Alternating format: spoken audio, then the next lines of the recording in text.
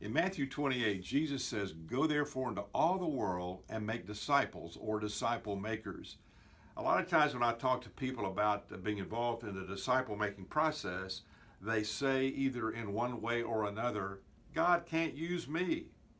I'll never forget a few years ago here in Dallas, I was training a group of about 40 men one evening in making disciples. And once we got them all trained and they got their book that we'll show you in a week or two, this one man, this businessman, was lingering in the back of the room. Everybody was leaving, and finally he came up to me, and very sharp, smart, successful businessman. He came up to me and lowered his voice, and he said, "John, I can't do this. I can't do this." So what? He said, "This disciple making, I don't think I'm ready for it. I can't do this." So let me ask you a question. Can you read? He looked at me and he started laughing. He said, "Yeah, I can read." I said, "Well, get out of here and go make disciples." So he left.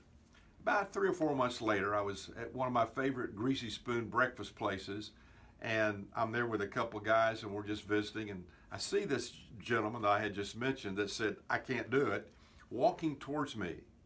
And he's got 2 guys behind him, like little ducks following the mama, and he comes up to the table and he says, "Do you remember me?" And I said, "Well, sure, I remember you." He said, "Do you remember what you told me at that meeting?" And I said, "Sure, I do." I said, "Why don't you tell my friend?" So he told the story.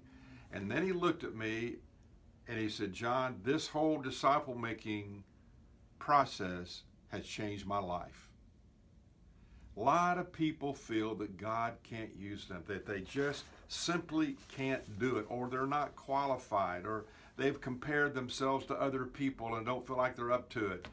There's a great passage of scripture in 1 Corinthians chapter number 1, verse 26, where Jesus, through the Apostle Paul, talks about the kind of people that he uses. Listen to this. "For look at your own calling as Christians, my brothers. You don't see among you many of the wise according to the world's judgment, nor many of the ruling class, nor many from the noblest families. But God has chosen," here it is, "but God has chosen what the world calls foolish to shame the wise. He's chosen what the world calls weak to shame the strong.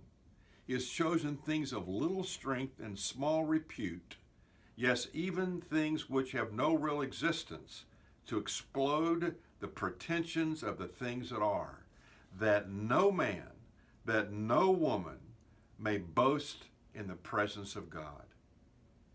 Those are the kind of people God has used in the past and will continue to use in the days ahead. So let me read a little thing here for you as we close today.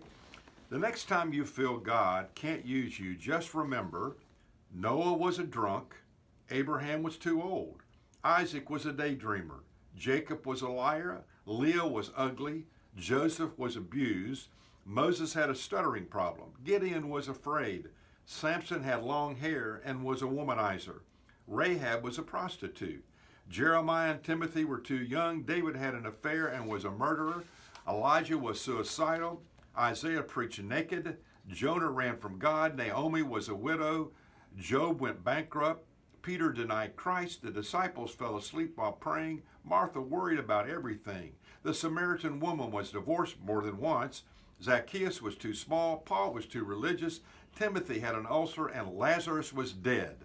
So what in the world is your excuse? You think about that.